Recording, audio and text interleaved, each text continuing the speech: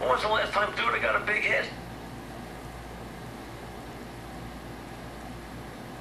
How could you know, I just don't understand how you could sit there as a general manager or an owner and sit there and say, hey, listen, this is okay. We're okay with this. We're good.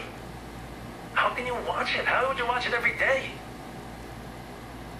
Especially when you got these kids pitching their hearts out every single day. Give them a chance. You can't keep sending up automatic outs. And what are you going to do now? Bring new and ice back here and put them in the outfield?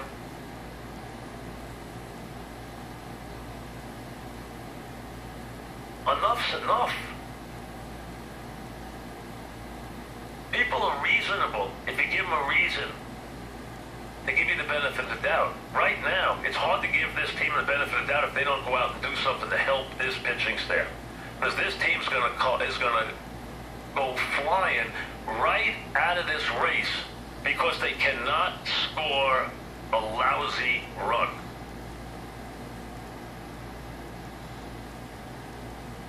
They pitch well enough to win 9 times out of 10. You got to give them some support. I mean, it really is hard to watch. It really is. I mean, enough's enough. I mean, I'm telling you, it's just dreadful. You pay to watch that? Yeah, I mean, you pay to watch a guy pitch, but you're going to pay to watch that offense and that team perform that way? No wonder on a nice June night, there's nobody in the ballpark. You can tell me there's 20-something thousand there last night. Probably not even. There's not enough people in that ballpark. There should be excitement around this team. You have an exciting young staff. You got some great young pitchers here. Give them a chance. No one's telling you got to go out there and, bring Giancarlo Stanton back. But you know what? It's time to do something. It comes to a point. It is July now. This is July 1st. You're halfway through this season. You have a fighting chance. But not if you're going to go out and lose every game 1-0 or 2-1. And this is when you're home. You've been in a dreadful road team, and you're sitting on 6 games against the Dodgers and the Giants on the road. Coming up. The problem is they've been shutting you down with bad pitchers. Hard to watch.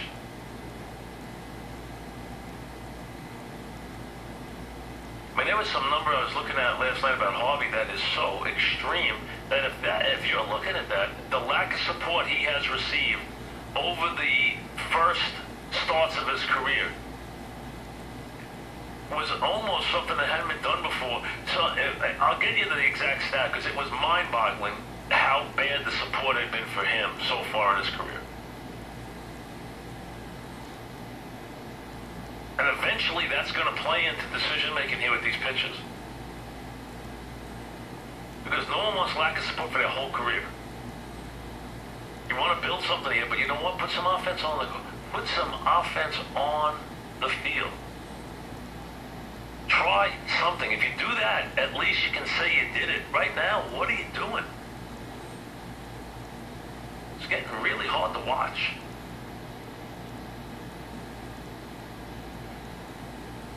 Mink is here after he's been celebrating all day today, right? Did you work that first day?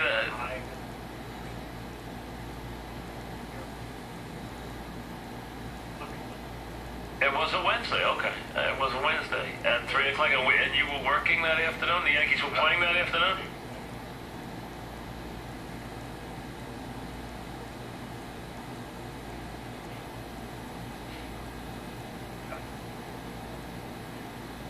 And where were you? Oh, you were in the studio. Yeah, and then I had to go cover a Yankee baseball game that night. So that was your first job, was covering the team? That was my first day. I was 3 days on the street and overnight updates on the weekends. That was my first assignment. All right. So that was Wednesday. That was Wednesday, We July had 1. practice days on Monday and Tuesday of that week. We actually practiced.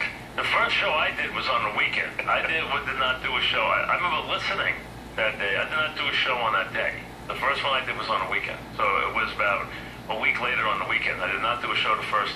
So I wasn't on the first like 10 days.